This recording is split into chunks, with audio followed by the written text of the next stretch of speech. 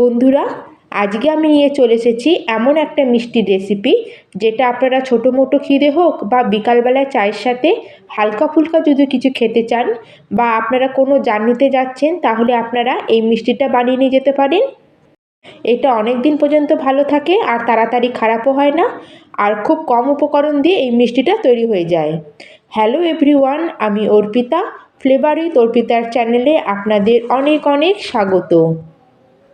তাহলে চলুন শুরু করা যাক আজকের রেসিপি। আর এই মিষ্টি রেসিপিটা বানানোর জন্য আমরা একটা কাপ নেবো, আর এই কাপ মেজারমেন্ট করেই আমরা সব উপকরণগুলো নিয়ে নেব। আর এই কাপ মেপে এখানে আমি নিয়েছি 1 কাপ সুজি। আর এখানে আমি মোটা দানার সুজি নিয়েছি, তাতে কি হবে টেক্সচারটা আমাদের একটু দানাদার মতো তৈরি হবে। আর এখন আমরা এখানে নিয়েছি ময়দা। যতটা আমরা সুজি নেবো ততটাই আমরা ময়দা নেবো। তো আমরা 1 কাপ সুজি নিয়েছিলাম, তাই এখানে আমি 1 কাপ ভরে ময়দা নিয়েছি। আর বন্ধুরা, আপনারা যদি ময়দা না খান তাহলে আপনারা ময়দার জায়গায় এখানে আটাও নিতে পারেন। আমি ময়দা দিয়ে বানাচ্ছি, আপনারা চাইলে ময়দার জায়গায় আটা দিয়েও এটা বানাতে পারেন। আর এখন এর মধ্যে আমি এর টেস্ট অ্যান্ড টেক্সচার বানানোর জন্য নিয়ে নিয়েছি বেসন। আর যে কাপ মেপে আমি 1 কাপ সুজি 1 কাপ ময়দা নিয়েছিলাম, সেই কাপেরই আমি হাফ কাপ নিয়ে নিয়েছি বেসন। আর এখন আমরা সব কিছুকে একটু ভালো করে মিক্স করে দেবো।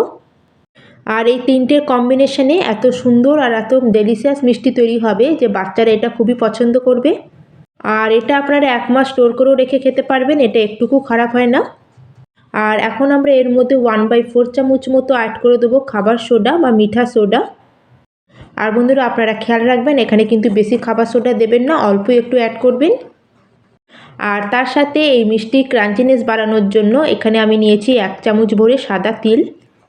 আর বন্ধুরা, আপনাদের কাছে যদি তিল না থাকে বা আপনারা এটা পছন্দ না করেন তাহলে এটা আপনারা পুরোপুরি স্কিপ করতে পারেন। কিন্তু তিল দেওয়ার পরে যে মিষ্টির যে লুকটা আসে সেটা খুবই সুন্দর লাগে দেখতে, বাচ্চাদের খুব অ্যাট্রাক্ট করে ওটা। আর যদি আপনাদের কাছে সাদা তিল থাকে তাহলে আপনারা এটা অবশ্যই অ্যাড করবেন। এবার এর মধ্যে আমি ময়ানের জন্য অ্যাড করে দিয়েছি 1 চামচ রিফাইন্ড অয়েল। আর আপনারা যদি তেলের জায়গায় ঘি দিতে চান তাহলে এখানে হাফ চামচ আপনারা ঘি দেবেন। তাহলে আপনারা যদি রিফাইন্ড অয়েল ব্যবহার করবেন তাহলে 1 চামচ দেবেন, আর যদি ঘি ব্যবহার করতে চান তাহলে আপনারা হাফ চামচ দেবেন। আর এখন হাতের সাহায্যে এটাকে আমরা ভালো করে মিক্স করে নেব, কারণ যখনই আমরা এর মধ্যে ময়ানের জন্য তেল দেবো তখনই এর মধ্যে লাম্পস তৈরি হতে শুরু করে। সেই জন্য আমরা হাতের সাহায্যে এটাকে ভালো করে ঘষে ঘষে 2 থেকে 3 মিনিট এটাকে রাব করে এটাকে ময়ান দিয়ে নেবো। আর এইভাবে 2 হাতের সাহায্যে ভালোভাবে রাব করলে প্রত্যেকটা দানা দানার মধ্যে আমাদের ময়ামটা পৌঁছে যাবে। আর আপনারা এই প্রসেসটা অবশ্যই ফলো করবেন, দেখবেন আপনাদের মিষ্টি একদম পারফেক্ট তৈরি হবে। আর এখন আমরা এর মধ্যে অ্যাড করে দেবো মোটা দানার চিনি। এখানে আমি 2 চামচ চিনি ব্যবহার করছি। আর এখানে আমি একটু মিষ্টি কমই দিচ্ছি, আপনারা যদি বেশি মিষ্টি পছন্দ করেন তাহলে এখানে আরও চিনি অ্যাড করতে পারেন।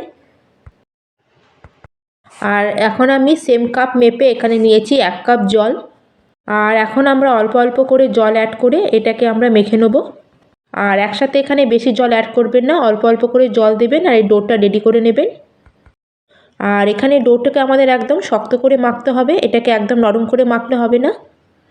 সেই জন্য এখানে আমাদের টাইট ডো তৈরি করতে হবে, তার জন্য অল্প অল্প করে জল অ্যাড করবো আর এটাকে আমরা মাখতে থাকবো। আর এই দেখুন বন্ধুরা, এখানে ডোটা আমার একদম রেডি হয়ে গেছে। আর এখানে দেখুন ডোটা কত শক্ত মতো হয়েছে। আর এই দেখুন বন্ধুরা, এখানে আমার হাফ কাপ মতোই জল লেগেছে আর হাফ কাপ মতো জল বেঁচে গেছে। আর ডোটা মাখার পরে এখন এটাকে আমরা কভার করে 10 মিনিট রেস্টে রেখে দেবো, যাতে এটা ভালো মতো সেট হয়ে যায়। কারণ এর মধ্যে আমরা সুজি ব্যবহার করেছি, সুজিটা রেস্টে রাখলে ভালো মতো ফুলে উঠবে। আর আমরা সাথে সাথে যদি বানিয়ে দিই তাহলে সেই টেক্সচারটা আসে না। আর এই দেখুন বন্ধুরা, আমাদের ডোটাকে আপনাদের আমি দেখাচ্ছি ভেঙে।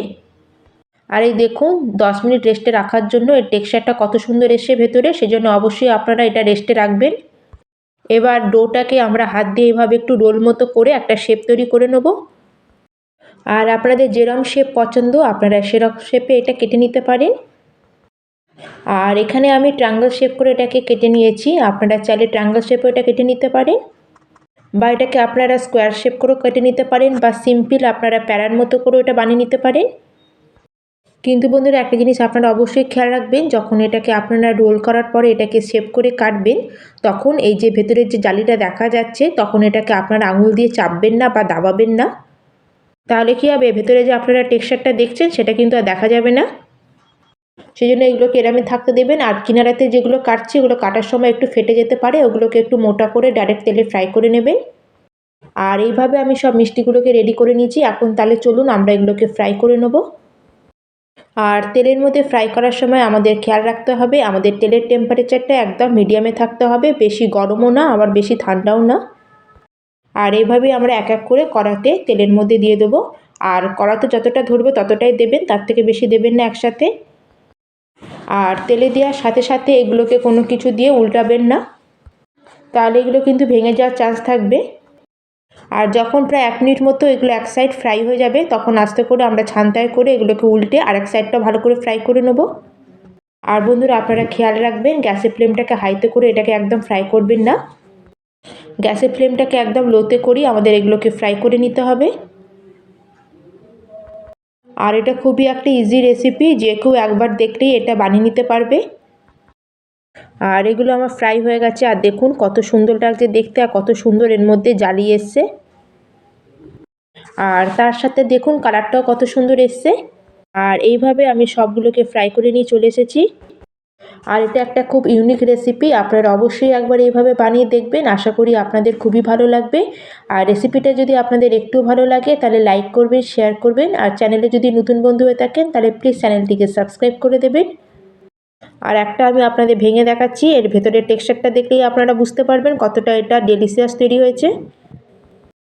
আর এটা আপনারা বিকালবেলায় চায়ের সাথেও খেতে পারেন। তাহলে আজকের মতো আমি এখানেই শেষ করলাম, আবার চলে আসবো অন্য একটি নতুন রেসিপি নিয়ে। ধন্যবাদ।